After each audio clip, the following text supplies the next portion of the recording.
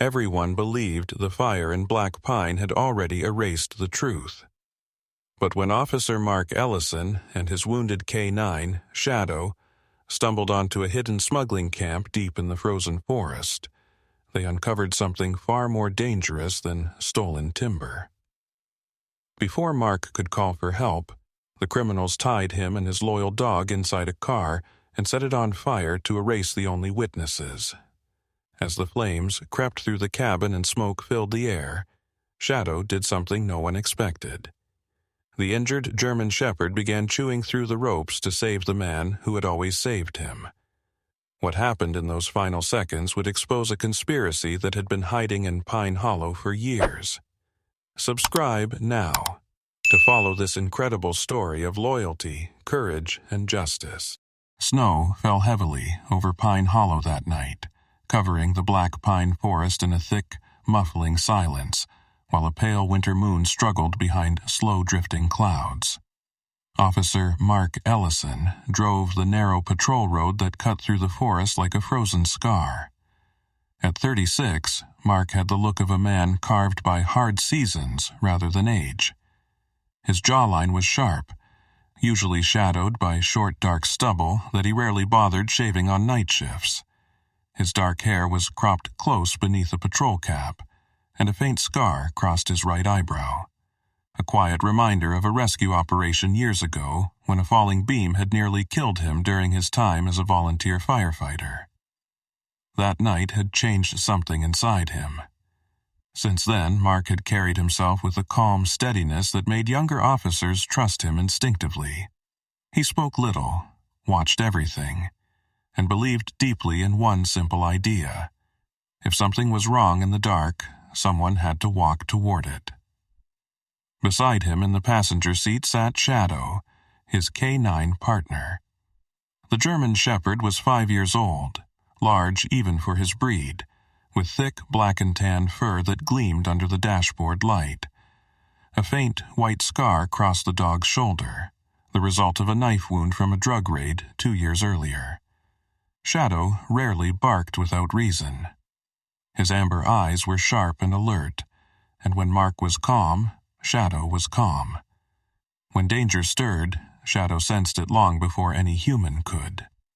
Tonight, Shadow lifted his head suddenly. A low growl rumbled in the dog's chest. Mark glanced sideways. "What is it, buddy?" Shadow's nose twitched, inhaling through the cracked window. The wind carried more than snow. Beneath the scent of pine and frozen earth came something darker. Oil, metal, and something faintly chemical. Mark slowed the patrol SUV. The road ahead curved along a steep ravine, rarely used except by logging crews during summer months. Officially, it had been closed for weeks due to winter conditions. No vehicles should have been here. Then Mark saw it. Far ahead, through the drifting snow, 2 dim headlights moved slowly through the trees. "A truck," Mark murmured. The vehicle had no reflective markings, no company logo, nothing that suggested legitimate work. As it rolled across a clearing, Mark noticed something even more unsettling. No license plate. Shadow's growl deepened. Mark killed the headlights and eased the patrol SUV off the road behind a curtain of snow-covered branches. He switched off the engine and stepped out quietly, cold air biting his lungs. "Stay close," he whispered. Shadow hopped down silently, paws pressing into the fresh powder. They followed the truck at a distance, moving through the forest like shadows themselves. Mark's boots barely crunched as he stepped between tall pines. The truck finally stopped in a hidden clearing. Mark crouched behind a fallen log and looked down the slope. What he saw made his stomach tighten. Several wooden crates were stacked beneath tarps.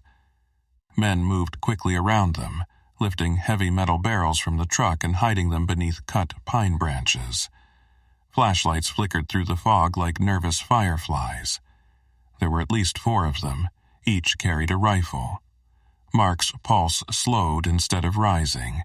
Years of training had taught him to let the moment breathe before reacting.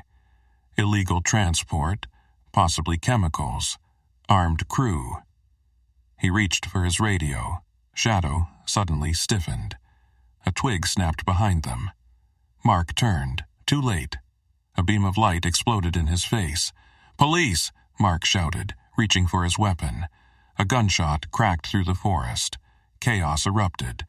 2 men rushed forward. Shadow launched himself like a missile, knocking one attacker into the snow. Mark fired once into the air to scatter them, but another man swung a rifle butt into Mark's ribs. Pain exploded through his side. Another blow struck the back of his head. The forest tilted. The last thing Mark saw before darkness swallowed him was Shadow fighting fiercely in the snow, teeth bared, refusing to retreat. When Mark regained consciousness, the world smelled like gasoline. His head throbbed violently. His wrists were tied tightly behind his back with thick nylon rope. He was inside a vehicle, a battered SUV, its metal interior rattling in the wind. Across the back seat, Shadow lay on the floor, also bound with rope around his legs and chest.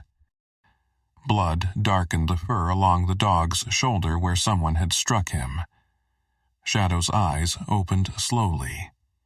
He saw Mark. The dog tried to rise but collapsed with a painful whine. Outside the window, shadows moved in the snow. A tall man with a thick beard, one of the smugglers, splashed fuel across the hood. Another man laughed nervously. "Make it quick," someone muttered. "No bodies, no evidence." A match flared. Fire touched the gasoline. Flames crawled across the vehicle like hungry orange fingers. Heat began to build inside the cabin. Smoke drifted through the broken dashboard. Mark pulled against the rope desperately, but the knots only tightened. "Shadow," he whispered hoarsely. The dog lifted his head. Pain flickered in Shadow's eyes, but something stronger lived there too. Loyalty deeper than fear. With slow effort, the wounded dog dragged himself toward Mark. The flames outside the windshield grew larger. The interior filled with smoke. Shadow pressed his teeth against the rope binding Mark's wrists. Once. Twice. The fibers began to fray. Mark coughed violently, vision blurring. Outside the burning windshield, through the swirling snow, he suddenly noticed something strange. A figure stood far beyond the flames. A tall silhouette watching silently from the forest. Not helping. Not leaving. Just watching. And inside the burning SUV, Shadow kept biting through the rope. Flames devoured the SUV as snow hissed against burning metal, turning the ravine into a strange battlefield of fire and ice. Mark Ellison barely remembered how the rope finally snapped. One last frayed fiber gave way beneath Shadow's teeth, and suddenly Mark's wrists were free. The heat inside the cabin had become unbearable. Smoke clawing down his throat as if the fire itself wanted his lungs. He kicked the back door with his shoulder until the latch broke loose. Cold night air rushed in like a violent wave of relief. Mark grabbed Shadow with shaking arms. The dog's body felt heavy and limp, his thick fur scorched along one side where flames had licked through the broken window. "Come on, buddy," Mark rasped, half dragging, half carrying the wounded German shepherd through the snow. They stumbled only a few yards before the SUV erupted behind them with a thunderous blast. The explosion rolled across the valley, throwing sparks high into the frozen sky. Mark shielded Shadow with his body as debris rained into the snow. The world went white, then black.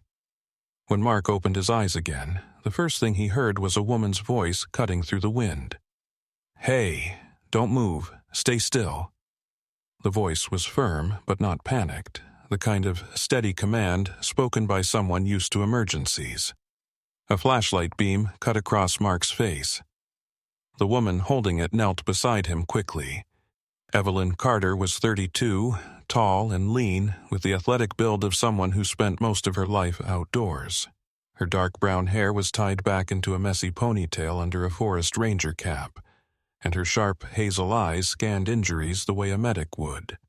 Her skin was weathered by years of mountain wind, and a faint scar ran across her left cheek, a reminder of a wildfire rescue years earlier, when a collapsing branch nearly took her life.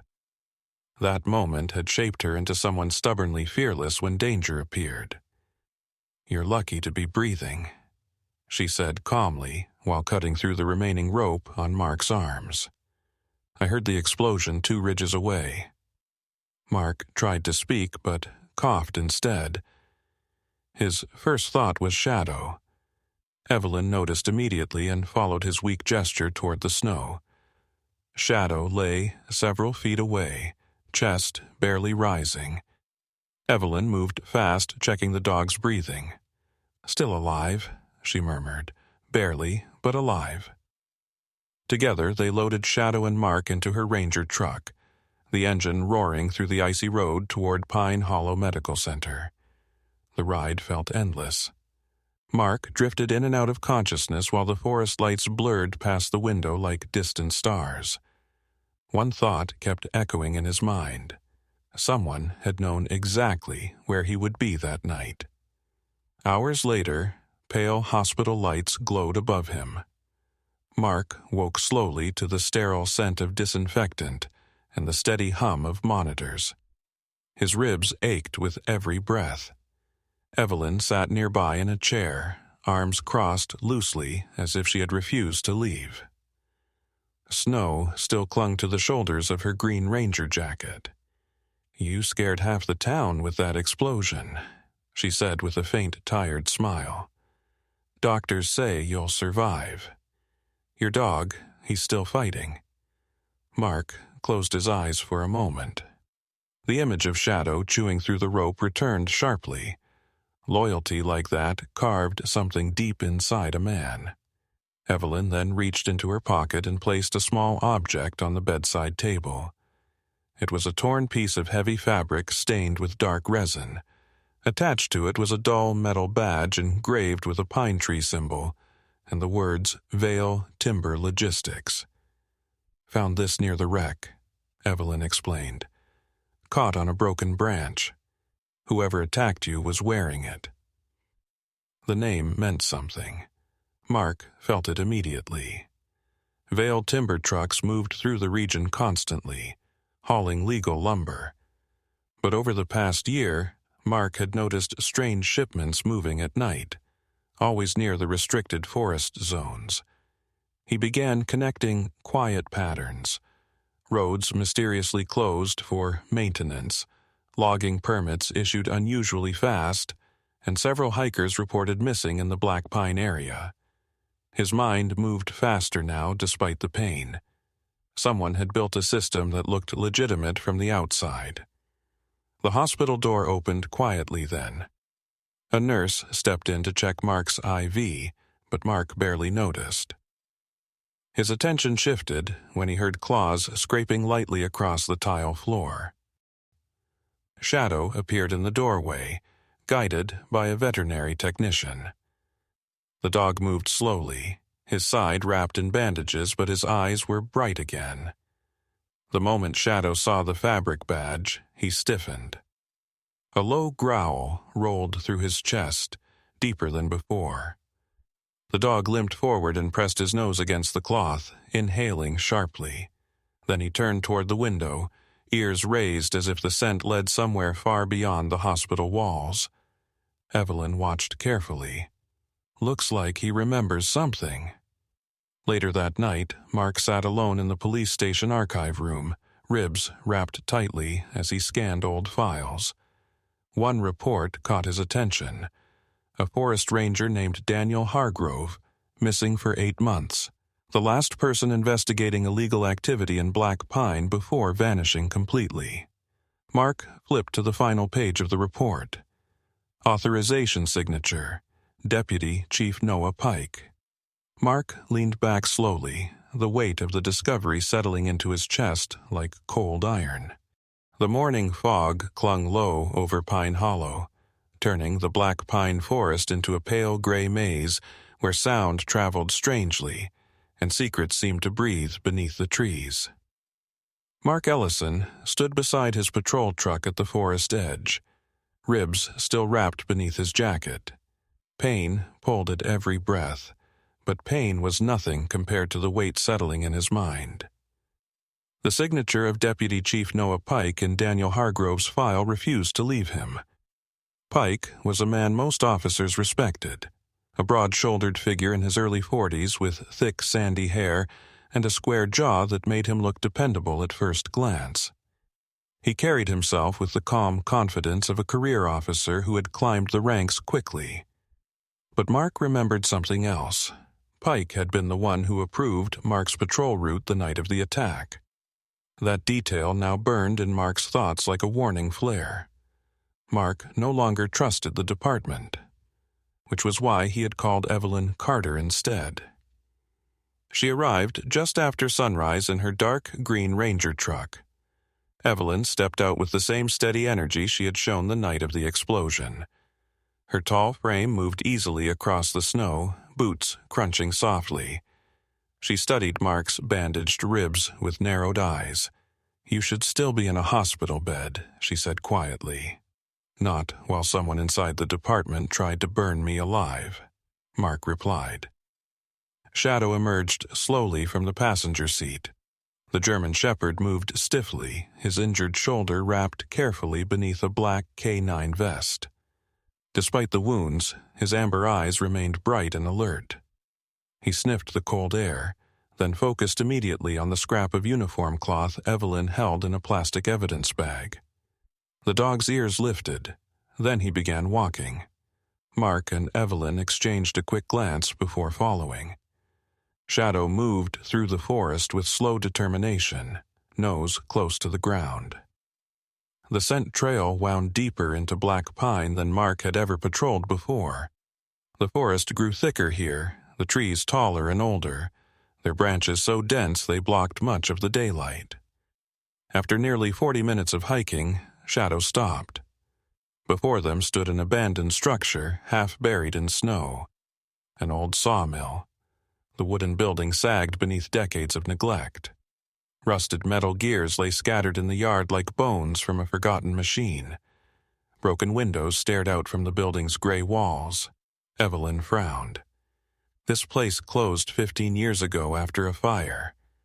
Mark crouched beside a set of fresh tire tracks cutting through the snow. "Doesn't look abandoned to me." Shadow barked once and trotted toward the back entrance. Inside, the air smelled of oil and damp timber. Mark switched on his flashlight. Dust floated in the beam like drifting ash. The floorboards creaked under their weight as they moved deeper into the mill. Then Mark noticed something strange. The ground sloped downward near the old conveyor pit. A metal hatch had been cut into the concrete. Evelyn knelt beside it, brushing away snow and sawdust. This wasn't here before. Mark lifted the hatch. A narrow staircase descended into darkness. The smell rising from below was unmistakable. Fuel, resin, and chemical solvents. They moved carefully down the steps. The tunnel beneath the sawmill stretched far longer than either of them expected. Electric lamps glowed dimly along reinforced walls. Stacked crates filled the corridor. Dozens of them. Mark pried one open. Inside lay illegal black market timber, freshly cut from protected forest zones. Another crate revealed something worse: animal cages. Several were empty, but a few still contained frightened foxes and trapped hawks destined for wildlife trafficking. Evelyn's voice hardened. "This is bigger than logging." Mark opened a third crate. Inside were rifles wrapped in plastic. Weapons. "Smuggling network," Mark muttered. "Cross-state operation." At the far end of the tunnel stood a steel office door. Mark forced it open and stepped inside. Papers covered a large metal desk. Shipping manifests. Route maps. Payment ledgers. One name appeared again and again across the documents. Vale Timber Logistics. Evelyn stared at the pages. Jonas Vale. The name carried weight in Pine Hollow. Jonas Vale was known as the town's most generous businessman. A tall, silver-haired man in his late 50s with a polished smile and calm blue eyes, Vale had built his reputation funding local schools, donating money to the church, and sponsoring nearly every winter festival in town. To the public, he looked like the perfect citizen. But the shipping records in Mark's hands told a different story. Illegal timber shipments, animal trafficking, weapons transport. And one final page that froze Mark completely. Patrol route schedules. Police patrol route schedules. Each one stamped with a familiar approval signature. Deputy Chief Noah Pike. Mark felt something cold settle inside him. "He sold us out," Mark whispered. Suddenly, Shadow's growl echoed through the tunnel. Footsteps above. Mark killed the flashlight instantly. Voices drifted down through the sawmill floor. "Truck should have burned everything," one man said. "Boss wants the site cleared tonight," another answered. Evelyn's eyes widened. "They're back." Flashlights snapped on overhead. Boots thundered down the metal stairs. Gunfire exploded in the tunnel. Mark fired once toward the ceiling lights, plunging the corridor into darkness. Shadow lunged at the nearest attacker, knocking him into a stack of crates. Evelyn grabbed the evidence files while Mark fought through the chaos. But more men poured into the tunnel, too many. Mark shoved Evelyn toward the back exit passage he had spotted earlier. "Run!" They burst out into the frozen forest behind the sawmill. Gunshots cracked through the trees. Shadow stayed close to Mark's side as they sprinted through the snow. Then a hand grabbed Evelyn from the darkness. A masked man slammed her against the ground. Before Mark could reach her, another attacker tackled him into the snow. By the time Mark fought free, the kidnappers were already dragging Evelyn toward a waiting truck. The engine roared. The vehicle vanished down the forest road. Silence returned slowly. Mark stood frozen in the snow. Shadow lowered his nose to the ground again, sniffing the tire tracks. Then the dog growled deeply. The scent rising from the snow was unmistakable. Gasoline. Industrial resin. The same smell from the night they tried to burn Mark alive. And this time, they were planning to erase Evelyn Carter. The snowstorm returned after sunset, sweeping across Pine Hollow in long silver curtains that blurred the forest roads and turned the mountains into dark, sleeping giants. Mark Ellison drove without headlights along the narrow service trail that cut toward the northern cliffs. The patrol truck rattled over frozen gravel, but Mark's mind was quieter than it had been all day. Pain throbbed along his ribs with every breath, yet the ache only sharpened his focus. Somewhere beyond those trees, Evelyn Carter was still alive. He believed that with the same stubborn certainty that had carried him through every rescue and every firefight since the night the burning building collapsed on him years ago. That accident had taught him something brutal and simple. When people are trapped in fire, hesitation kills them. Shadow sat beside him, alert despite the bandages wrapped around his shoulder. The 5-year-old German shepherd looked thinner tonight, exhaustion dulling the shine of his thick black and tan fur, but his amber eyes remained fierce. The dog's ears twitched constantly as he watched the road ahead, nose occasionally lifting toward the cold wind drifting through the cracked window. Shadow understood something important was coming. The bond between the two of them had grown through years of patrols, rescues, and dangerous nights like this one. Mark slowed the truck as the forest opened. Below the ridge lay the abandoned transport yard. Rusting cargo containers stood like silent tombstones around a wide gravel lot. A sagging warehouse leaned against the edge of the cliff, its broken windows glowing faintly with yellow light from inside. Several transport trucks idled nearby, their engines rumbling softly through the storm. Mark whispered, "This is it." Shadow gave a low, confirming growl. Through binoculars, Mark studied the men moving around the yard. Armed guards paced the perimeter. Workers loaded crates into the trucks quickly, like people racing against time. Then Mark saw him. Jonas Vale. The man stood near the warehouse entrance, speaking sharply into a phone. Even from a distance, Vale's presence was unmistakable. Tall and lean despite his age, with neatly combed silver hair and a dark wool coat that fluttered in the wind, he carried himself with the smooth confidence of someone used to power. People in Pine Hollow called him generous, respectable. But the calm expression on his narrow face now held no warmth at all. Beside him stood Noah Pike. The deputy chief's broad frame was easy to recognize even beneath the heavy police jacket he wore. Pike's sandy beard glistened with melting snow, and his posture radiated quiet authority. Yet the way he spoke to the armed smugglers revealed the truth Mark had already discovered. Pike was not supervising them. He was commanding them. Mark felt something twist inside his chest. Shadow's ears suddenly snapped forward. A faint sound drifted from the warehouse. A woman's voice. Mark raised the binoculars again. Inside the open loading door, he saw Evelyn Carter tied to a metal support beam. Her ranger jacket was torn, and one side of her face carried a dark bruise, but she sat upright, defiant even in captivity. The same stubborn courage that had pushed her into wildfire rescue years ago now kept her spine straight despite the ropes. Mark exhaled slowly. "We're getting her out," he whispered. They moved quickly. Mark slipped through the tree line while Shadow circled wide along the darker side of the yard. Snow muffled their steps as they approached the warehouse wall. Inside, Vale's voice rose with irritation. "Move the last shipment. State investigators are already sniffing around the valley." Pike answered calmly. "Then we finish tonight." Mark burst through the side entrance.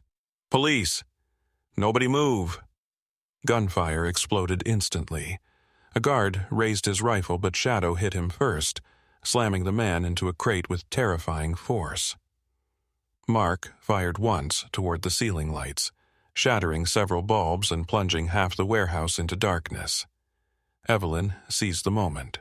She kicked a nearby electrical panel, sending sparks cascading down the wall.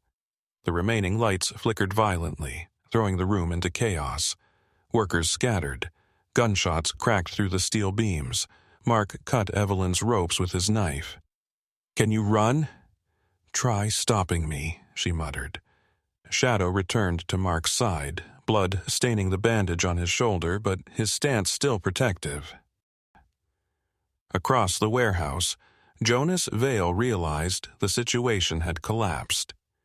The businessman turned and sprinted toward the rear exit. "No!" Pike shouted. But Vale didn't slow down. He dashed outside into the storm carrying a small black case. Mark recognized it immediately. The hard drive.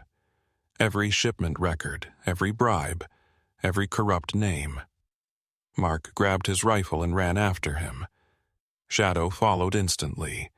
They burst out onto the snowy cliff road just as Vale reached an old wooden bridge that crossed a frozen ravine. The structure creaked violently in the wind, its weathered boards rattling under the weight of the storm. Vale ran halfway across before stopping. He turned slowly. The man's calm mask had finally cracked. Snow swirled around him as he raised a handgun. The barrel pointed directly at Mark. Behind Vale, the wooden bridge trembled over a black, bottomless canyon of ice and darkness. The wind screamed through the canyon as snow swept across the old wooden bridge, each plank trembling under the storm like a fragile spine stretched across the frozen abyss. Mark Ellison stood at the edge of the bridge, breath forming white clouds in the bitter air.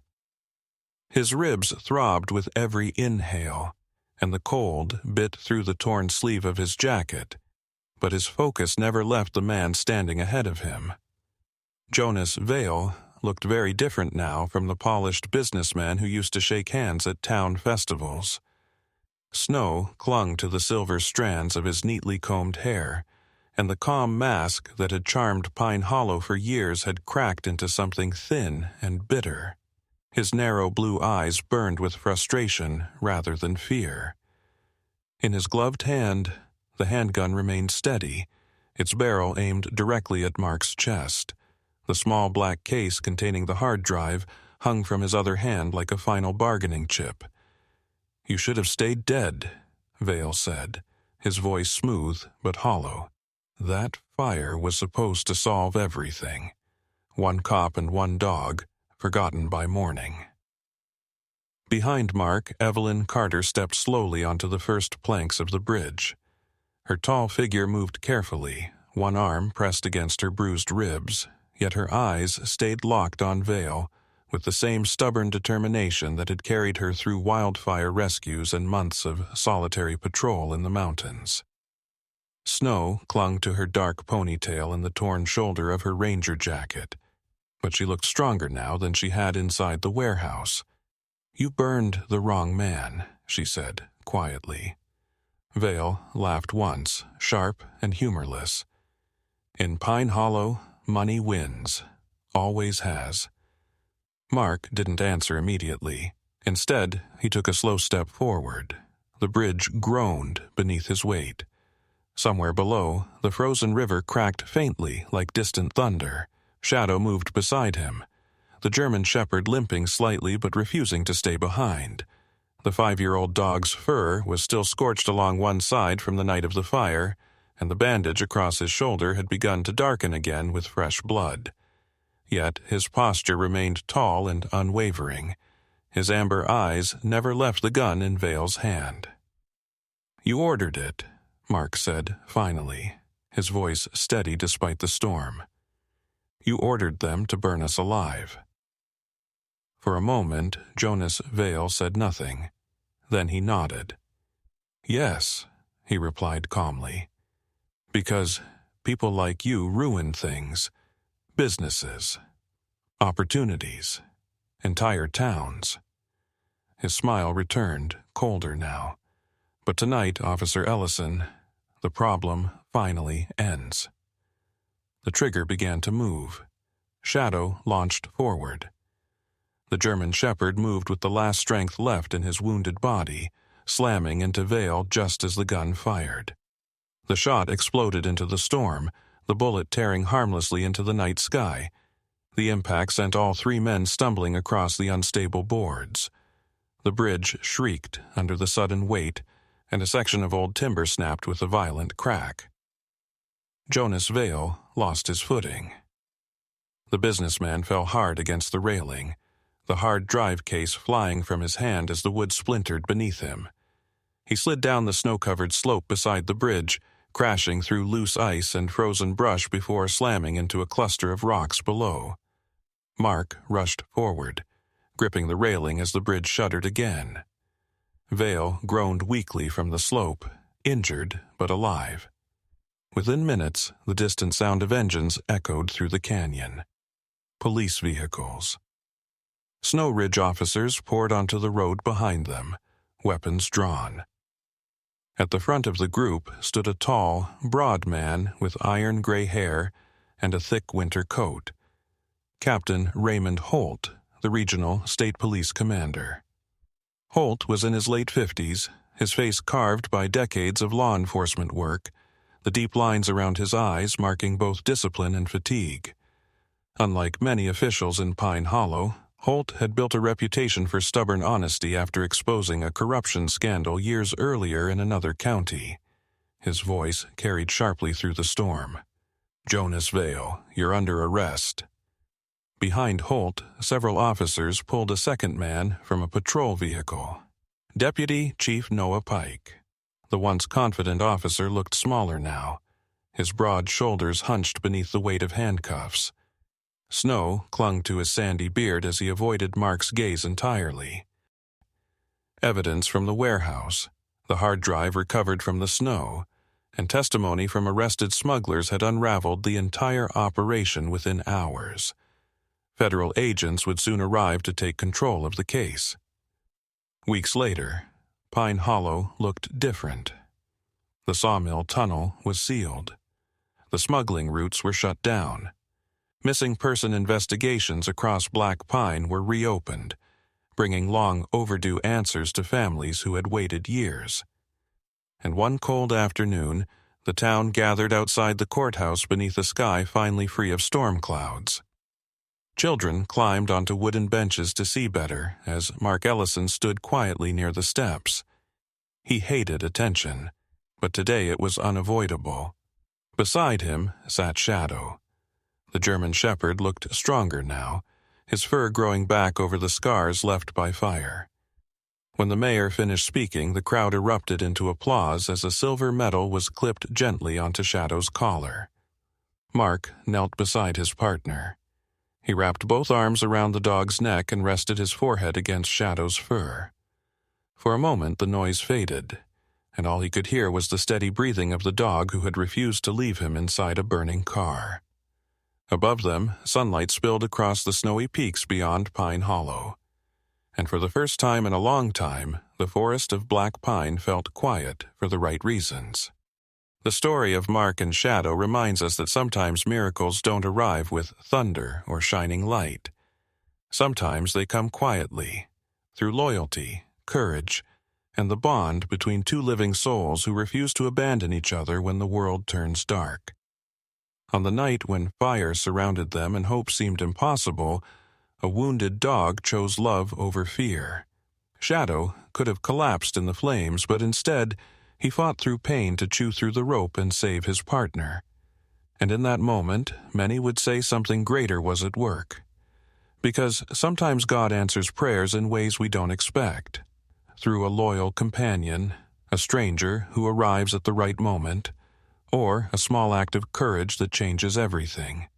In our everyday lives, we may not face burning cars or dangerous criminals, but we all encounter moments when the world feels heavy, unfair, or frightening. And yet, just like Mark and Shadow discovered, light can still break through the darkest forest. Faith, loyalty, and kindness are often the quiet miracles that guide us forward. If this story touched your heart, take a moment to share it with someone who might need a reminder that goodness still exists in this world. Let us know in the comments where you're watching from, and tell us if you believe that God sometimes sends help through the most unexpected companions. And if you enjoy stories about courage, loyalty, and hope, don't forget to subscribe so you don't miss the next one. May God watch over you and your family tonight. May He protect your path, bring peace to your home, and send the right people, and maybe even a loyal friend, when you need them most. Amen.